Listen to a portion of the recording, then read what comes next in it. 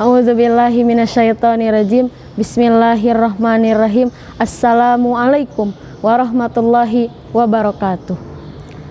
Alhamdulillahi wahdah, wassalatu wassalamu ala man la nabiyya ba'dah, wa ala alihi wa sahbihi wa mawalah, amma ba'du.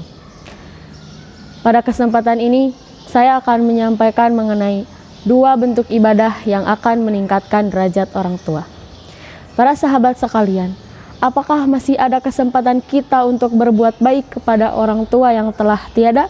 Artinya orang tua yang telah dipanggil oleh Allah terlebih dahulu. Apakah dalam ajaran Islam masih ada kesempatan untuk berbakti baik?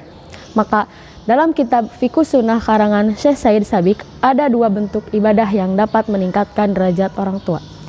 Yang pertama yaitu ibadah badaniyah, yaitu ibadah dengan badan kita. Ketika kita membaca surat Al-Fatihah, ketika kita membaca wirid-wirid, ketika kita membaca Al-Quran, maka hendaknya diniatkan dalam hati kita supaya bacaan kita disampaikan untuk orang tua kita. Kita berdoa, ya Allah, sampaikanlah bacaanku untuk orang tuaku, maka Allah yang akan menyampaikannya. Maka Ibnu Umar, putra dari Umar bin Khattab radhiyallahu an, berwasiat kepada keluarganya, ketika aku meninggal nanti dan dikuburkan, maka bacakanlah di atas kuburanku awal surat Al-Baqarah dan akhir surat Al-Baqarah. Seorang sahabat berwasiat saking butuhnya terhadap doa-doa dan hadiah-hadiah dari anak cucunya sehingga berwasiat seperti itu. Jadi orang tua yang sudah meninggal dapat dikatrol dengan doa anaknya yang masih hidup. Sebagaimana disebutkan dalam hadis Nabi Shallallahu Alaihi Wasallam, ketika meninggal seluruh anak Adam, terputuslah seluruh amalnya kecuali tiga perkara. Salah satunya yaitu wawaladun solihun yad'ulah, yaitu anak soleh yang selalu mendoakan kedua orang tuanya. Mestinya setiap dalam tahajud kita, setiap doa dalam sujud kita, setiap kita mengangkat tangan, sebelum kita meminta hajat, meminta kebutuhan untuk diri kita, kita berdoa terlebih dahulu untuk orang tua kita. Rabbighfir lahuma warhamhuma kama rabbayani shogiro. Maka Allah akan menenangkan mereka di alam kuburnya dengan cahaya dari doa kita yang diberikan oleh Allah Subhanahu wa Ta'ala.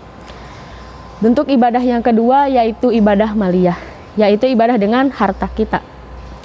Ketika kita berinfak, ketika kita bersedekah, seberapapun dan apapun dimanapun kita berada, walaupun hanya sekedar sebungkus nasi untuk fakir miskin, atau santunan sederhana untuk anak yatim, atau sebagian harta kita yang dimasukkan ke dalam kotak amal masjid, maka niatkan dalam hati kita supaya pahala sedekah kita disampaikan kepada orang tua kita.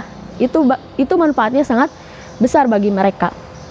Karena ada malaikat yang bertugas ketika kita selesai bersedekah untuk orang tua kita, akan ada cahaya yang begitu indah dan begitu dahsyat yang mendatangi mereka. Setelah mereka menerima cahaya tersebut, mereka bertanya, itu apa dan dari mana? Malaikat menjawab, itu adalah dari pahala sedekah anakmu yang masih hidup di dunia. Disitulah mereka tersenyum berbahagia. Disitu pula Allah angkat apabila mereka dalam keadaan susah di alam kuburnya, Allah gantikan dengan rahmatnya. Allah gantikan tempat gelapnya dengan tempat yang makmur dengan cahaya dari sedekah kita. Sebagaimana dahulu ada seseorang yang mendatangi Rasulullah Shallallahu Alaihi Wasallam kemudian bertanya, ya Rasul, aku mempunyai seorang ibu yang telah meninggal dunia, bolehkah aku bersedekah atas namanya? Maka Rasulullah Shallallahu Alaihi Wasallam menjawab, fatasodak anha. Ibunya sudah meninggal, tapi Rasulullah Shallallahu Alaihi Wasallam membolehkan ia untuk bersedekah atas nama ibunya. Dalam hadis yang ditulis oleh Imam Ibnu Qayyim Al-Jauziyah dalam kitab Ar-Ruh, Anas bin Malik berkata bahwa Rasulullah Shallallahu Alaihi Wasallam bersabda, Inna a'malakum tu'radu. Sesungguhnya amal-amal kalian yang masih hidup tu'radu, diperlihatkan. Kepada siapa? Ala aqwaribikum wa asyairukum minal amwat, yaitu kepada keluarganya, karib-karibnya yang telah meninggal dunia. Jadi seluruh perbuatan amal kita yang masih hidup Allah perlihatkan kepada orang tua kita, kakek nenek kita, dan leluhur kita yang sudah meninggal dunia. Wa in kana khairan istabsyaru bih. Apabila amal yang diperlihatkan berupa kebaikan, istabsyaru bih, mereka berbahagia. Kenapa mereka berbahagia? Karena mereka mendapat bagian, mereka mempunyai jasa telah membesarkannya. Wa in kana ghairu dzalik, tapi apabila sebaliknya yang diperlihatkan keburukan berupa kemaksiatan, zaliman, dosa, maka faqalu, mereka bersedih dan menangis seraya berdoa, Rabbana la tumithum hatta tahdiyahum. Ya Rob, jangan engkau matikan dulu anak cucuku sebelum engkau beri petunjuk kepada mereka. Sahabat sekalian, banyak yang perlu kita pelajari bagaimana berbakti baik kepada orang tua.